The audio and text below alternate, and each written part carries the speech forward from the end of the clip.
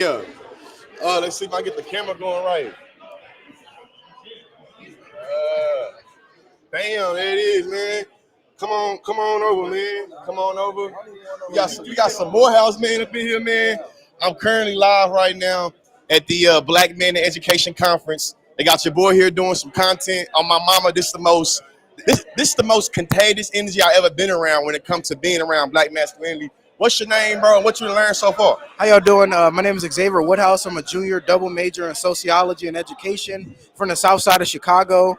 I just was literally sitting here having a conversation. Saw you, bro. You're like TikTok intellectualism. I don't know, like you really Appreciate you, bro. educating Appreciate the you, next man. generation. Like Appreciate you, bro. there's a lot of different things I've even learned from you, like just in passing, like on my For You page, and Yeah. like to see you in person is powerful to like what we can do as black men within not only like Yeah, within man. education, but these different modes of like social media and, Like it's and different real. ways of like accessing things. Uh, Different good, ways yeah. to just like access. So when we talk about like, like having these different modes of intelligence or different modes of getting to information, you're really adding on to like that journey of it. Appreciate it, Because man. so many people are habitually online Yeah. to where like if they're seeing your videos, like that's even like a little bit of a drawback, a little bit Yeah. of a Hopefully, yeah. hopefully I'm able to make it where whatever makes you comfortable around power and domination when it comes to like thinking about identity, Yeah, hopefully I'm making you uncomfortable enough to at least think about it. yeah. So within that uncomfortability, how did you like break out into that? How did you be comfortable with the uncomfortable and actually speak into it? Starting seeing the power in it. I think when I got my degree in education, I learned about the education of discomfort. And I thought about it from a real simplistic standpoint of when I was in elementary school and I get frustrated, I was frustrated because I was learning about something that made me uncomfortable. But if I wasn't experiencing discomfort, then I wasn't learning. So once I started to correlate discomfort with learning and saying the power in discomfort, now I'm embracing it. Now I'm embracing discomfort and I'm thinking about what are the themes politically, socially, economically, race, class, gender, ability, sexuality. What what what do I feel uncomfortable about? But more importantly, what am I willing to give up? Or what am I willing to take, you know what I'm saying, take criticisms for?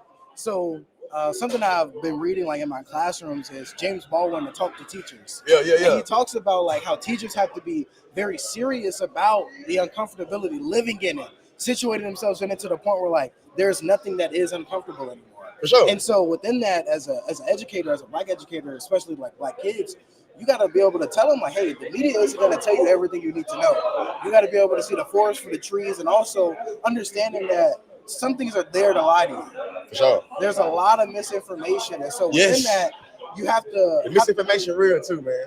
you have to be a student of learning, if that makes sense. Like you have to be in Yeah. love with the process of Definitely. gaining knowledge. And what I think is it's easy to feel like, well, I read that one book, so I'm good. Yeah, Or I did it for long enough, so now I ain't gotta learn no more because I've reached the point of enlightenment. And it's like, I know for me, anytime I fall out of love with learning, I'm not doing good in life. what's your 3 book recommendations for like right now? I say Pride of the Panther, Revolutionary Suicide by Huey P. Newton. Okay, I would say Killing Rage by Bell Hooks. okay, And then I would say Michael Harriot, Black History, like Black as Fuck, Black History, Black as Fuck History, Black History. But yeah, Michael Harriot's book. okay. I'm Feel me? actually I just got into Bell Hooks recently. Yeah, I got that. I just bought All About Love, and then I just started teaching to transgress. Yeah. So So far, how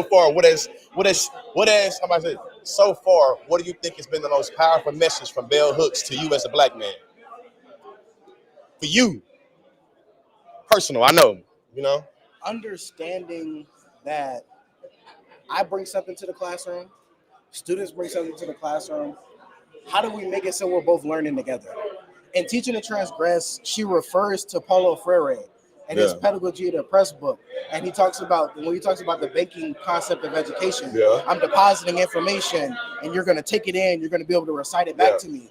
But in that process, in the classroom, if I don't come in thinking that you're going to teach me something too, we Yeah. both losing. For sure. But if the student and the teacher don't both believe that they're going to learn something from the conversation, from the curriculum, Yeah. from the lesson, then we're almost wasting our time. There got to be a cooperative pedagogical process. Can't just Yeah. be you authoritarian, that's at the front of the classroom, that's the leader, everybody shut up and listen to you, and it's like, nah, that's not. I find most students don't learn that way anyway.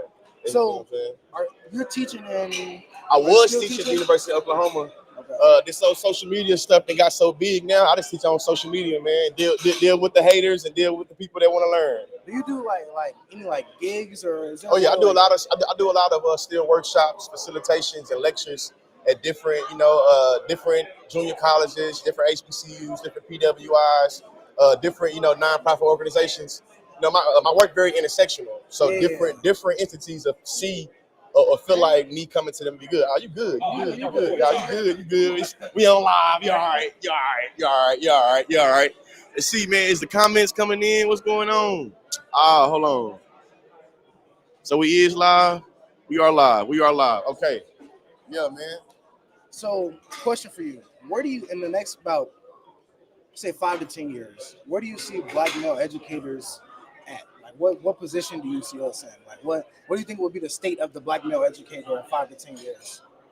I think it's gonna be always some of us that's gonna fight for our presence in the education. But the way I see AI going and the way I see Black masculinity becoming more marginalized, unless you're trying to dunk a ball or run a touchdown, I see it being a more dying industry. When I came here for the first time at this conference last year, I learned that Black men only make up 1.5% of educators in the country. So you're probably seeing us here, you feel me, for the most part. To me, 5 years from now, I don't know how sustainable the education is as an infrastructure to make it where Black men feel like we make enough money to feed ourselves, to do X, Y, Z, as well as be our whole selves. One of the sessions I went to today, we really grappled with why so many niggas leaving. I'm one of the niggas that left. You feel me?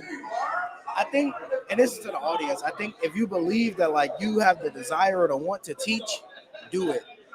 The money comes and goes, and For I know sure. there's so many people in this room who you don't know, like are in education, used to teach in the classroom, and make great money. Great money. It's not a one-to-one correlation of like I'm a teacher so I don't have money. For sure. I'm a teacher or I'm broke. Definitely. You might be struggling Yeah. for a little bit, but like that, the return on investment, if you good and like passionate about what you're doing, Yeah. like there's so many different avenues you can go down because there's policy, there's curriculum, there's superintendency, All of that, definitely. principals, Yeah, definitely. teachers. Like I feel like education can set you up for entrepreneurship. The issue becomes now your presence is more valued in other ways. And see, I never feel like, why you holding this damn microphone? Put it on your shit. But I feel like it's for me, it was like once I understood there are better ways for me to feel like I have an impact on the world, if like I have more freedom on what I want to do, it then incentivized me to lead the classroom. I'm like, I'm gone. But opportunities like this, I will say I'm thinking about going back. Let me see. Let's see if I stand right here. Hey, how does it look like here? Is it still washed up? nah, it's way better. Is that better? Now, can on the other way, it was washed out. Who was watching? So yeah, you come right here. You come right here. Come right here, definitely. Oh yeah, Beth, I think it's a better view. Is that better? It's better, but it's not. It's better, but it ain't as good as it could be though, man. It ain't good as it could be though, man. But last question: would you come back to this conference, and would you encourage other people? Why or why not?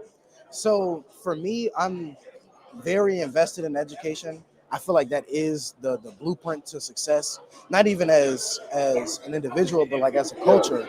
And so I would always come back to BMAC, not only because of the connection I have with a lot of people that are like running in charge, but like the ability to be in a space where people have done the things that you want to do and are willing to help you do the things that you want to do. Because it's different to like seeing a Black president or somebody helping you become a Black president. Okay.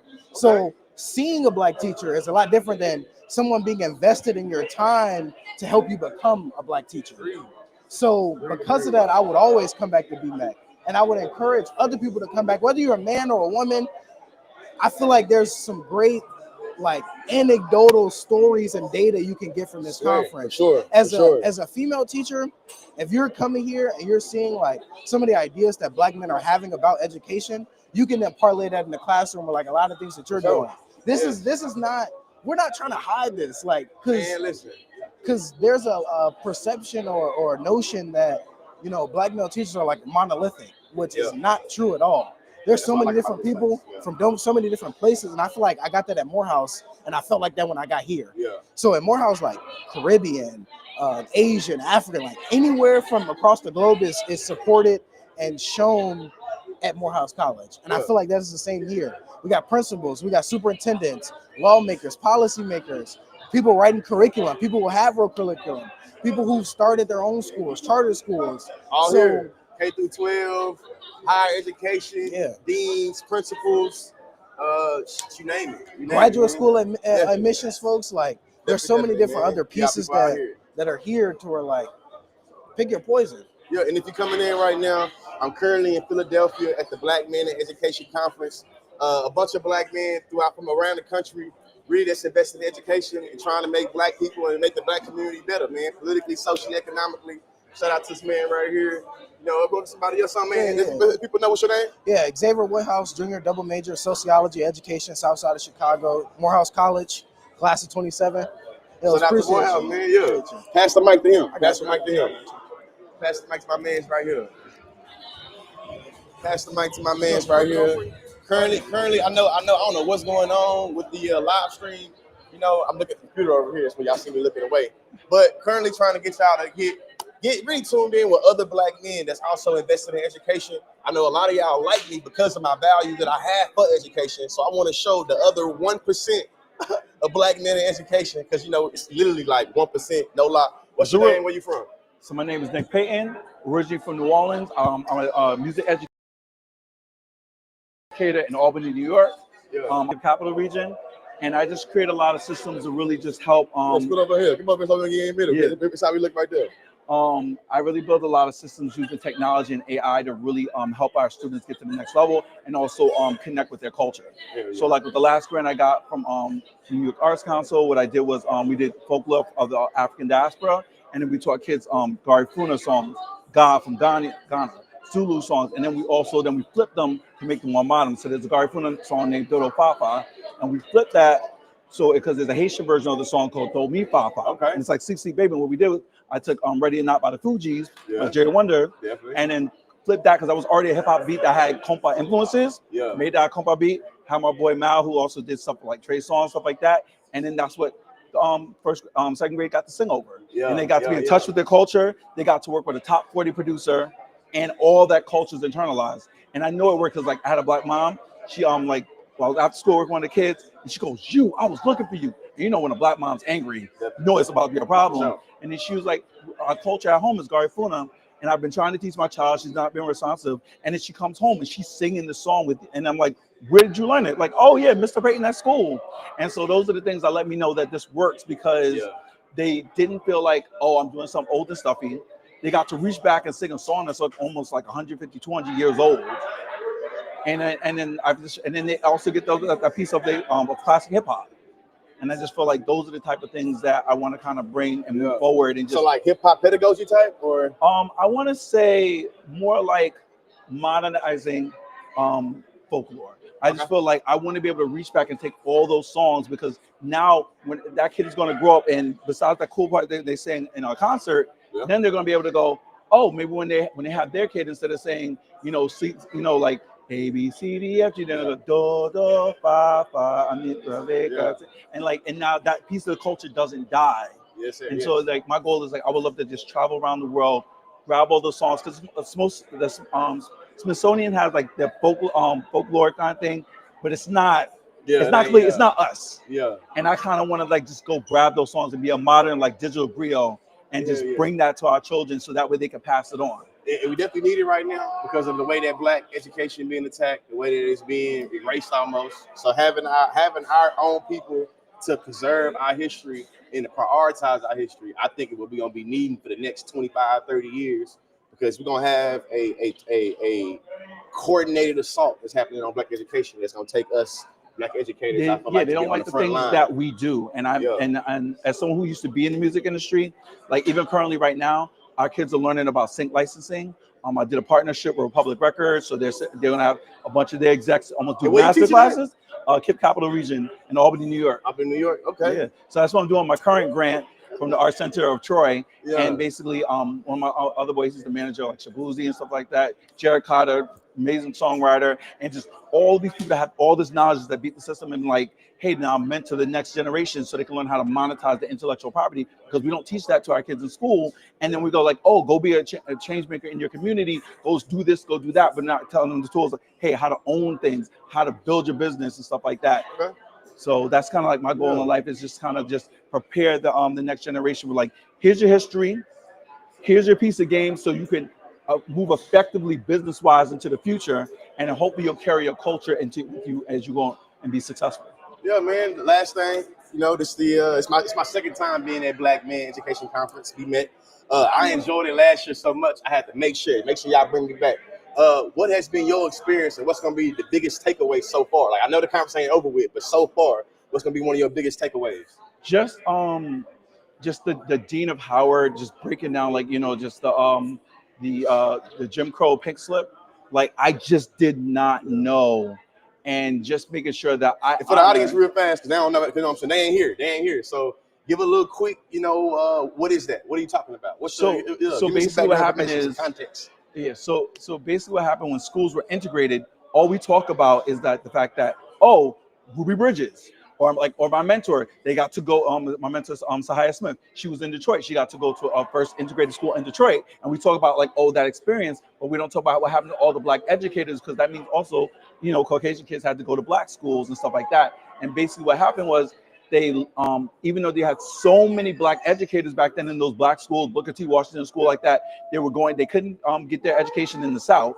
So basically they were going to NYUs, the Columbias that were integrated. So they were coming back with their master's degrees, their doctorates, coming back, being teachers and principals and innovators. And then once they got rid of segregation in schools, well, we can't have all these Black people holding titles. We're not going to have Southern white men taking direction from an educated Black man, so they all lost their jobs. And I want to make sure that as an educator, like, that's making well enough that like, hey, I be able to take care of my wife and my family and stuff like that, I want to honor what they lost. I know they talked about there was someone of a successful principal who started a school, they took it over, and then they told me, well, now you have to be the janitor. Definitely. Yeah, with the cut and pay and everything. And I want to make sure that those ancestors, you know, I say that, you know, hey, like, I understand what you went through just to make sure that we can learn, and I honor that, and I do everything I can for the next generation to show that I do honor that. Yeah, hell yeah, man. Thank you, appreciate you, man. We got, what's your name, bro? Mr. Roberts. Mr. Robertson, man. Hand me your mic if you don't mind, man. Yeah, Hand me the mic if you don't mind, man. We got somebody else coming up. Really? Oh yeah, definitely.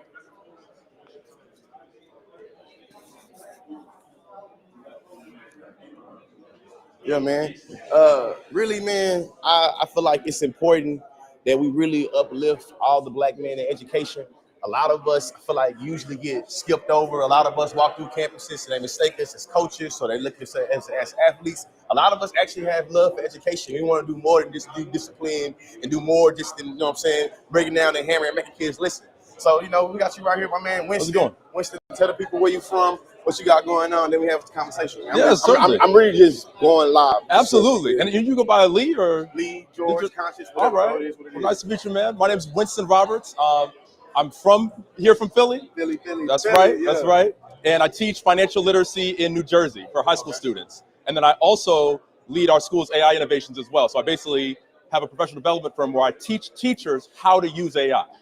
So many of them come in, they come in with their arms crossed, like, I ain't using that, it's cheating, the kids are cheating. And the problem is that the kids are using it anyway, whether we want them to or not. And we got to make sure that if we're prepared, if we say as educators, our job is to prepare kids for the real world, we got to actually take an honest look at what the real world looks like and prepare them for that. So I spend a lot of time training teachers how to use AI and then making sure that my kids have the skills to provide for themselves for the rest of their lives. Man.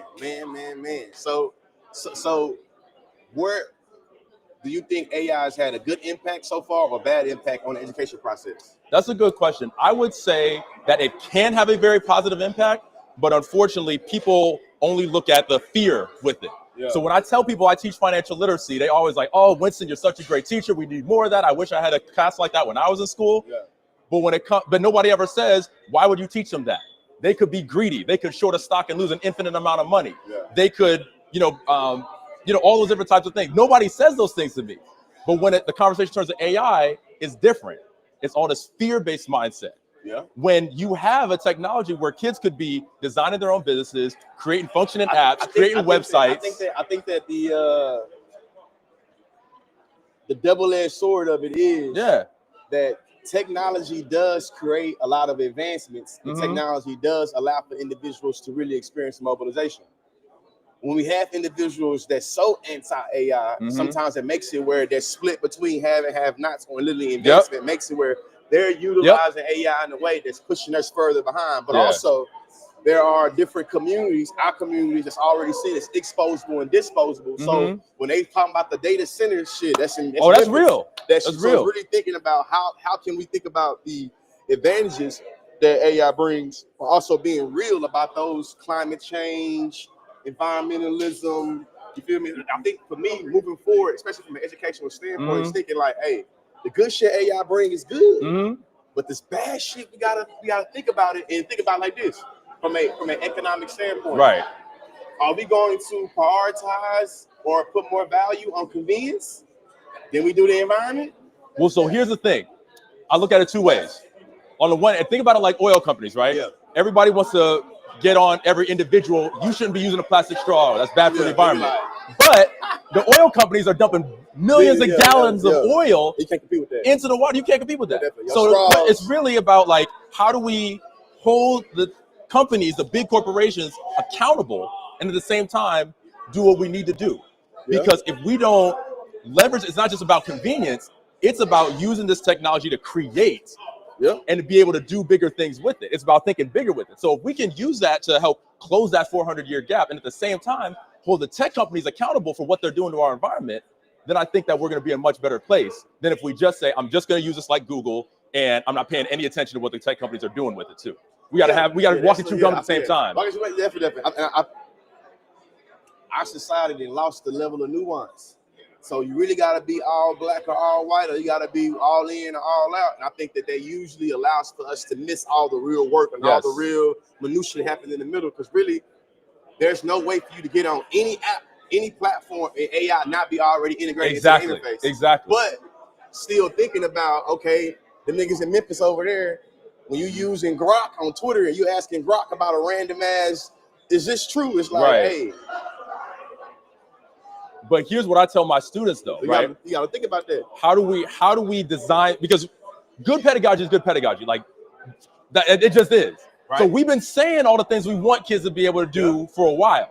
So why not design our classrooms in such a way where they can leave high school monetizing what they're good at? For sure. And then when or if they decide to go to college, they know exactly why they're going instead of just, I was just told to go. Yeah. And I think AI can help accelerate those things because it just lowers the barrier to entry to so much.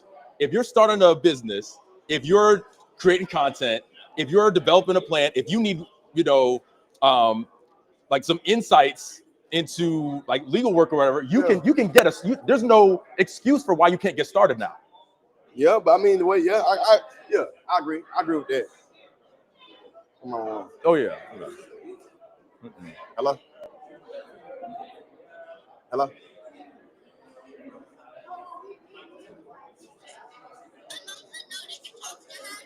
No, but he said not today. What's today? Yeah, she'll be home. You can call her when she get home.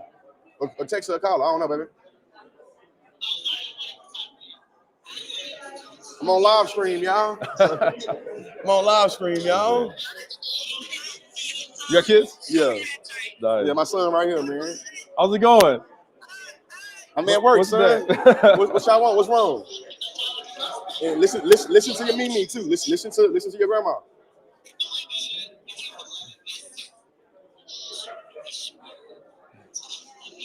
I'm gonna call y'all when I'm done. It's Friday. They got the school bus. That's powerful, man. They trying to figure out what they can do, how they can do it. You ain't doing nothing. And they trying to get over on Mimi too, I'm sure.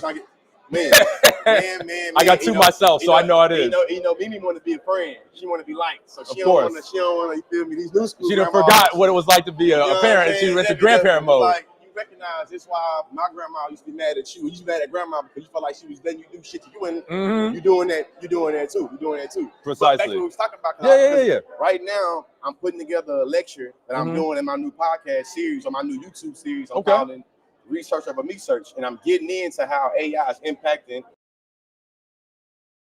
bad in the classroom, the good shit with how, commodification, exploitation, but also to your point, innovation and creativity and being able to accelerate certain processes, being able to situate with this and sit with, to me, like the uniqueness of how AI is impacting Black culture, how AI is impacting Black jobs, how AI is impacting Black creativity. Because now it's like, shit, for instance, I got a degree in African American. I got a master's degree in human relations that allowed for me to be a professional in a lot of different ways when it came to consulting. Right. In many different instances, instead of paying my Black ass, you can just go to ChatGPT and create you a script. So now I'm thinking about how the first jobs right now is those jobs is being taken out. The jobs that was primarily held by either Black people or other, oppressed people. So to me, it's thinking about, hey, what do we do? The cash registers, the registers leaving, you feel me? The cashiers, it's starting to impact trucking and logistics. It's now starting to get into the editors. 100%.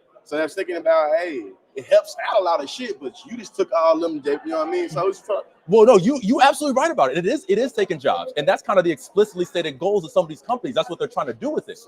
But I think what it comes down to is the training, and so that's what as Teacher in a Suit. That's my platform. Teacher in a Suit, AI training tailored for educators. We try to make sure that the teachers are equipped so that the students know the good, bad, and ugly of AI, and so they're not just walking in blind. Like my teacher told me it was cheating, so I don't touch it. Meanwhile, the kid at the $40,000 a year private school is designing the world in their image, and we're on the backside of that. So that's what I just don't want to see. But we got to hold both truths at the same time. That's what I think. I thought that'll be my only worry, is it being too much one or the other. Like it being extreme all negativity or all extreme harms and risks, or extreme innovation, creativity, advancements. And to me, it's like, nah, we got to be able to understand hold both of these truths together. We got to have the nuance, but I think for me, what happens is I hear the conversation is dominated by the fear, at least in the spaces that I'm in. As an educator, somebody who's been in the classroom now, my 10th year in the classroom, all the conversation is fear. And I see these kids at these elite private schools that are just like, oh yeah, I get to play around with this all the time. Oh, my teacher helped me to do this. And I'm just like, I can't let that happen to our kids again. Quick story. My parents were born and raised in Flint, Michigan, height of the auto industry. And you could walk across your high school graduation stage and into a union-backed factory job at Ford or GM, making six figures off a high school diploma. And my parents had a teacher, 6th grade, who said, by the time y'all graduate, all this is gonna be gone. And everybody looked at her like she was crazy, but it came true. And so I kind of felt the same way the first time I used AI.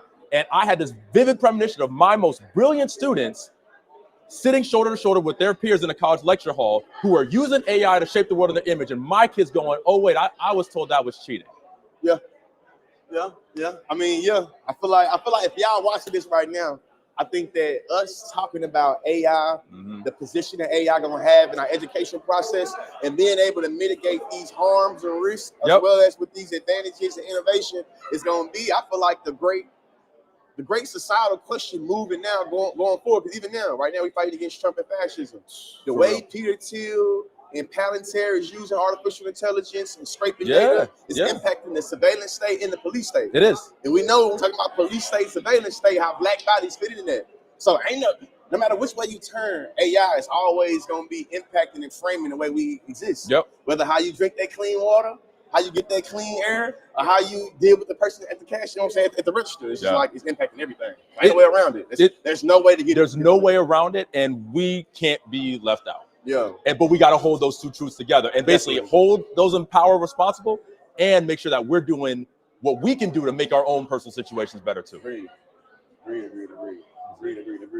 Dr. Hayes.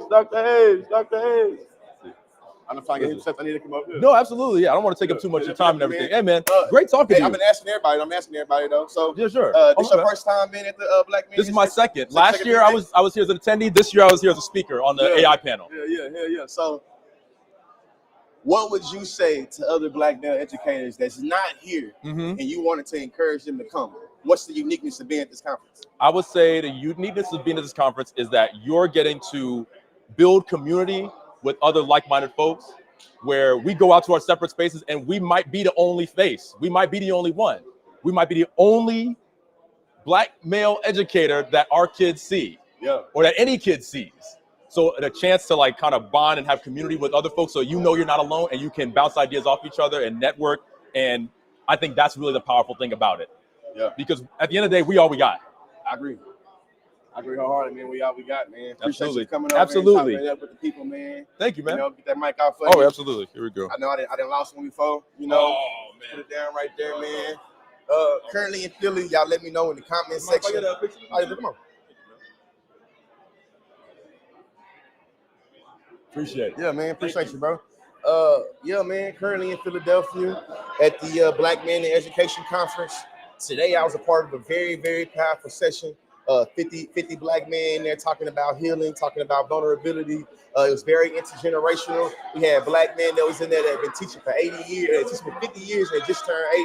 We had a Black man in there that had just started first year teaching. So being able to talk about all the various ways as Black men we've been taught to deal with our feelings and emotions, and thinking about how that transfers to the classroom, man, it was a very emotional space to be in. It impacted me a lot, and I'm still processing everything that I heard from these different. It was Black men that was deans, that was principals, that was English teachers, that was conflict management, counselors. It was Black men throughout education, from New Orleans, from St. Louis, from Philadelphia, from Texas. It's like Black men from all across the country, from all facets of education, from all levels of education. It's really sharing our experiences and really just breaking bread, man. Last, I got to hear the great Dr. Greg Hart talk. He got into how the Brown versus Board of Education, how it failed in many different ways, and how, it was asking the wrong question. A lot of times people want to engage me on the internet and they ask questions. I know a lot of us are taught there's no such thing as a dumb question, but as somebody that values research, it's value in asking the correct question, and there's actually a lot of unproductivity, when someone say it like that, when it comes to asking the wrong question, especially when talking about research. Today, we've been really able to talk about all the various ways to ask the correct question, either A, get our students to become more invested in the education process, or B, thinking about how policy structures the education process, and just being able to be around all these wonderful Black men is something I'll never get to experience, because I'm used to being like one or two of the only Black men in a space that does education. What I know is that for me at this conference, man, it's only like 1.5% of educators in this country that's Black men. That's K through 12 and higher education. Less than 2%. So shit, a lot of us in this room, we are a majority of that 2%. A lot of us at this conference, majority of that 2%. It's 1,500 Black men here from all across the country. That is Gen Z, Gen X, Millennial. We got some baby boomers in here. Man, it's an amazing conference. That even though it's called Black Men in Education, I don't think that you have to be a Black man to be here and be able to get the power of, like, I'm gonna say, like, positive, healthy masculinity. This is the first time I've ever been in a Black man dominated space, and it's not having to do with no misogyny or no homophobia, and that used to be the badge of how niggas being able to kick you. You know what I'm saying? A lot of times when I go to male dominated spaces, being able to be misogynist is seen as a badge in a lot of ways that men relate to each other, how we get down on these hoes, how we talk about bitches, how we talk about women, or how we talk about a certain type of masculinity and how we ain't with that gay shit over there with there. If this conference has been so inclusive that, we have some more feminine brothers that's here, we have some more masculine presenting brothers that's here, we have some trans men that's here. It's a great representation of Black masculinity, and showing that there are multiple ways to express being a Black man and being positioned as a Black man that all can lead to positive ways of elevating the community in terms of education.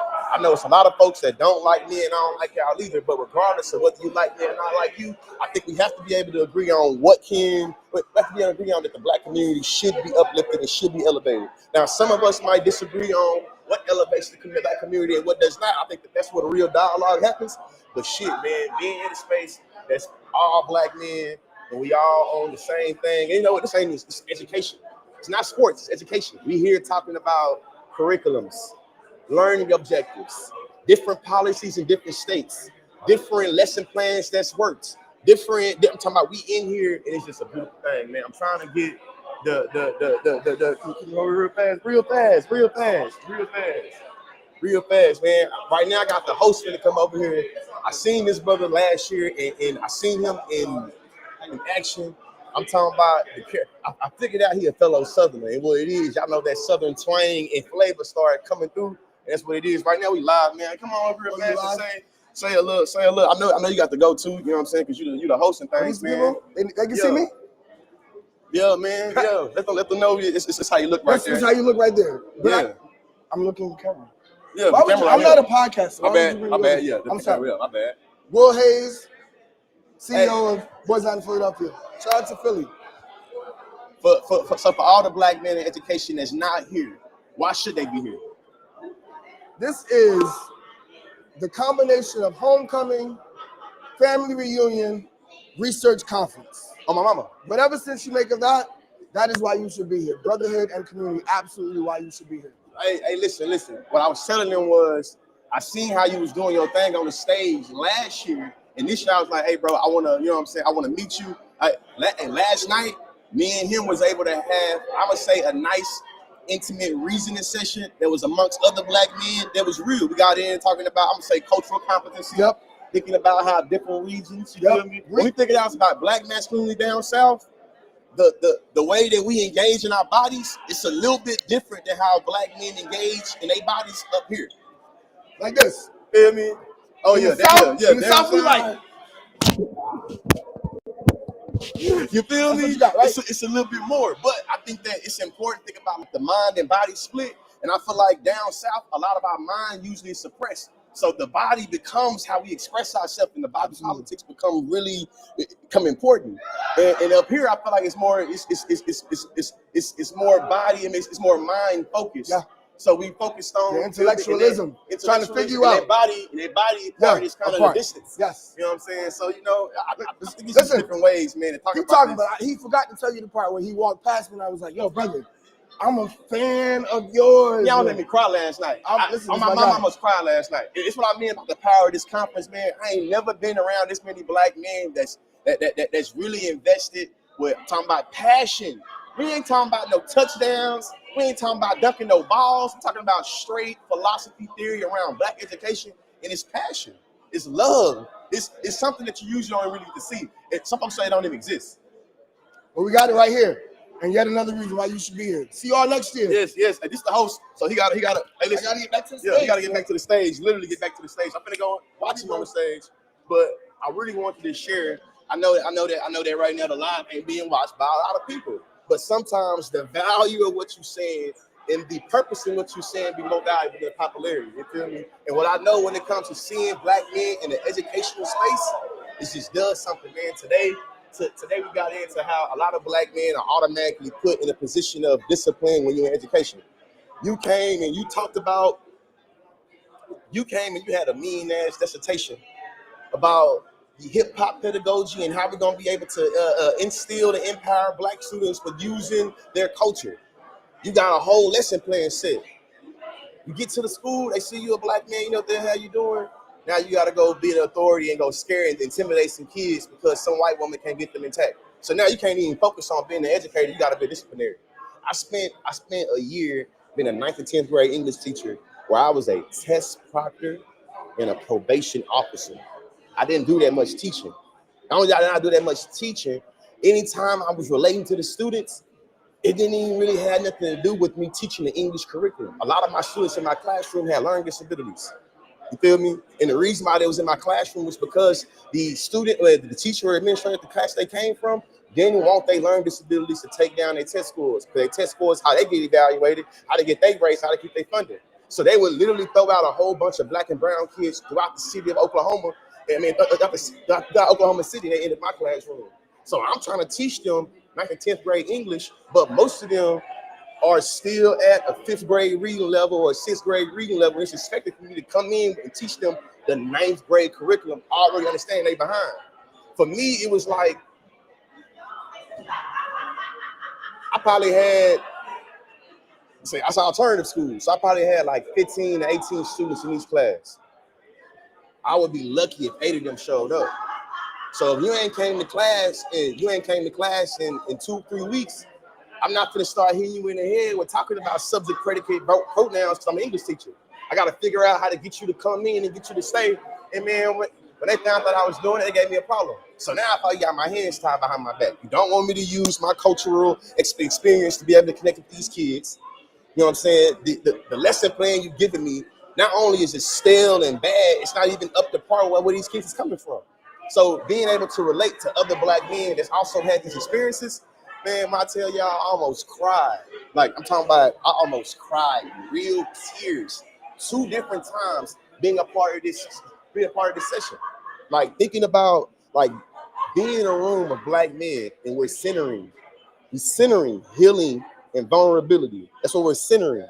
And to hear black men come out and just pour their heart out. You feel me? Usually as black men, we don't get to show only emotion we can show is anger. We don't get to show hurt or show, you feel me, disappointment or show empowerment in particular ways. Unless you're talking about a football field or a basketball court. It's talking about sports. It's usually the only time black men affirm each other. And typically, unless you're at a funeral, the only time we get to acknowledge our hurt. In this space, the session was only an hour. It could have been 2 hours. But y'all, like, the dude that's running the session asked a question. He say, raise your hand if you ever been told not to show fear. Raise your hand if you've ever been told to boys don't cry. Raise your hand if you've ever been told not to act like a bitch or not to be a pussy. He's getting into how emotions is already tied into it. So something that messed me up that got me, y'all. He tied in how us as black men, how we brought up to understand our emotions, how it spills over in the classroom, man. And something that I recognize is that it's been a few times that I've been engaging a younger black person on the internet, and I've been triggered, and I'm thinking like, this reminds me of when I was in the classroom. And I don't even want to go off on you because now I'm very sympathetic to how you're engaging in me. And I don't even want to come up as the bad guy. I can tell you look at me as your op or your oppressor or your enemy. I really come in peace, but I understand the paradigm or the power structure sometimes people have. And it's just, man, I know that education really is elevation. And it's a reason why these white folks is fighting tooth and nail to take our funding away. It's a reason why they're trying to make it where they don't teach us no black history. It's a reason why all of the amazing policy, quote unquote, they've been championing for the past 70 years, they're trying to undo it. Too many black people started to experience progression using education specifically. And once you had too many niggas experience a certain progression, you gotta take it away from us, man. So being here in Philadelphia, even today, even this. So I'm at the education conference. I make a video about me being in Philly. One of the homies hit me up, like, I see you in Philly. You should go to this black Philly education college, this Black Philly history tour. So I go on this tour. As somebody with an undergraduate degree in African American studies, I've never been more disappointed for how I did not know the rich black history of the city of Philadelphia. All of us are forced to learn about patriotism and Benjamin Franklin and the Sons of Liberty and really a lot of things that's from Boston to Philly, but we don't never get into like how structural black contribution is to this history. Y'all, I'm on one block, I'm in Philly, huh? Now, I just learned today about what's his name. Man, I forgot bro's name. Robert Allen, the black man that started the AME church is here in Philadelphia. So I'm standing at this block, you feel me? The tour guide is telling me, hey, this is where the African Methodist Episcopal Church first was started in 1760 by this man right here. This is the church, you feel me? Man, we start going down the street. He point out, hey, this is where Henry Box Brown, you feel me? The dude that put himself in the box and shipped himself he got shipped right here. Showing, hey, the Underground Railroad led from that church to this one block in Philly. One block in Philly has where Henry Box Brown was sent. The beginning of the first AME church, the African Methodist Episcopal, like that church started here. The second Presbyterian church is across the street. They had a tunnel from this church to the other church that was there in the Underground Railroad. You feel me? Then I learned about this dude, I think his name William Steele. William Steele was somebody that he was born a freedman, you feel me? But his family was also, it's just so many ways that we were robbed of black education and black history. And being at this conference right now, just you feel me, just gave me so much energy and really just gave me so much hope, man. A lot of times I'm on the internet, it ain't white folks that I fight with the most. It be other black men that give me the most hell. Whether you don't like what I said about black women, you want to fight with me because I said brick ladies shouldn't have been hit. You mad because I said trans women and women. A lot of times my biggest opposition would be other black men. So when I'm in a space with other black men, Richard Allen, you feel me? Shout out, come over here. I can tell you know some things, man. Man. Sterling, man. Yes, sir. You from here? I'm here now. 15 years. You've been here 15 years, Yes, man. sir. I helped build BMEC, so. What was the thought process of putting this conference together, man? We knew there was a need. We were all brothers in education, different cities, different schools, different challenges, but the same common need to grow, to be in community with others. We came together under Brother Sharif and started talking literally at a dinner table, just like, where are our issues? What should we do? And then we said, all hands on deck. So everybody find what they can do and do that. I need this right here. So for y'all that's gonna be reaching this, I can say it. Richard Allen is the name of the founder of the AME Church. You feel me? Definitely want to do your own research for sure. But when they start talking about Black Americans don't have any culture, man, it's so much of it here in Philly alone. Oh yeah. But yeah, I didn't cut you off. No. That was the whole dream. We literally sat down at a dinner table, realized we all had the same challenges, and decided we were going to do something about it together. So everybody pitched in where they could. Somebody knew a DJ, somebody had food, somebody had a school that we could use. I love Black people, man. I love it. So, hey, just my mind racing right now, honestly. The tour I went on, and then already being in this space made it where my mind is racing. I've seen the first Black institution here in Philly. They turned into an apartment complex. They had the historical marker outside of it, but it's an apartment complex. It's so many historical markers here in Philly that have been turned into something else, and they'd be like, "What the hell?" Oh yeah, one of our favorite things to do is take a church and turn it into condos. We do that very well. It's bad though, yeah. I'm talking about a lot of our archive, man. It get captured in gentrification or some urban renewal stuff they want to erase. And man, listen, man. So, how can we make this bigger, and how can we get other Black men to be a part of this? Because I feel like this is something so powerful that I feel like, man, just even if you ain't a Black man, it's an education. I feel like you should be here. That's so funny. That's literally the work I'm doing today, actually. We're building a new national coalition to bring all these efforts together, build more connectivity into the space, more alignment, better resourcing for folks. It's called the Black Men Educators Network. Really simple. But the idea is that we are stronger together and that we have a lot of ground to make up. And that we're only going to do that if we are on the same page, if we are sharing power, if we are sharing insights, and making sure that this is a conversation that's not just about the brothers inside the classrooms and schools, but about our community members, about our families, so that when we choose to move forward for power, when we choose to move forward for policy, choose to move forward for the other sectors that need to be a part of this conversation, people are ready to go. Sure, man. Thank you so much. Appreciate you. I feel like I only got a few more words to say. I'm about to go into this main session. Yes, who is that? Hey, Radara. Yes, I am in Philly. And listen, last time I was in Philly, I went to a Philly cheesesteak spot, and it was horrible. It was whack. It was the worst thing I had. So I'm asking the real Philly people, where do I go to get a good one? Because last year I was here in the sandwich I had. I was like, this can't be what y'all been hyping up. This is some goddamn Rotel cheese. The meat a little dry. So I gotta go to the hood to get the real Philly cheesesteak. Let me know where I'm supposed to go. Let me know in the comment section. Definitely. The last thing I'll say that I've really been sitting with today, especially when it comes to like vulnerability and healing the Black man. A lot of us are indoctrinated to only express anger. And it makes it where when we become adults, it's hard for us to express feelings outside of anger because so long in our lives we've been told all the other emotions is for bitches or for gays or not being manly and all this. So it makes it where the first time you feel like you have space to express something outside of anger, you find yourself being so vulnerable and helpless because you really ain't got no range. I feel like a lot of times when the world talk about us as Black men being emotionally absent or being emotionally unavailable, they don't talk about how the world has beat us down and got us to suppress those emotions or made it where the way we survive is by showing up and being emotionally unavailable. And I feel like a lot of times we get seen as being selfish, emotionless people. And in actuality, the world then taught us and showed us in so many ways that we can't be full people as black men because there's certain emotions and feelings that's dialectically opposing how we get to show our manhood.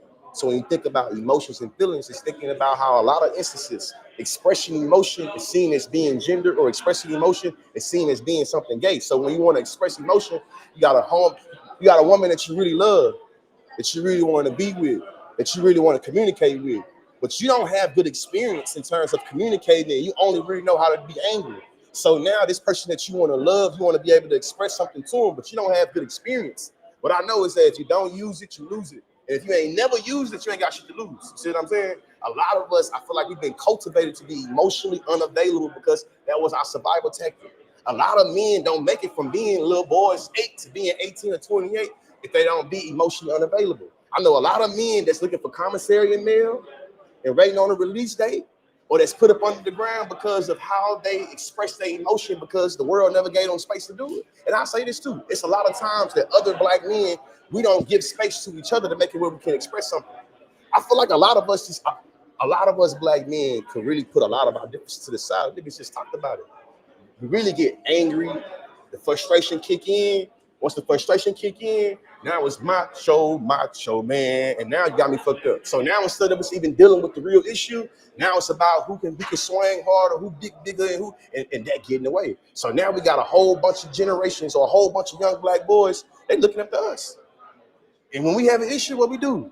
We start screaming and hollering, and now we want to. So now they thinking like, shit, if I want to be like Conscious Lee, and I seen Conscious Lee hooping and hollering when he get frustrated, that's obviously the best model to deal with when I become angry.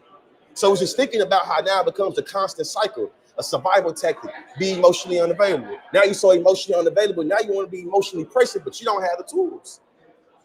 Being at this conference, man, Shawty, you got some, come on. Oh, we shouldn't, hey, I gotta go. I'll be back. You feel me? Shout out to y'all. Education is elevation.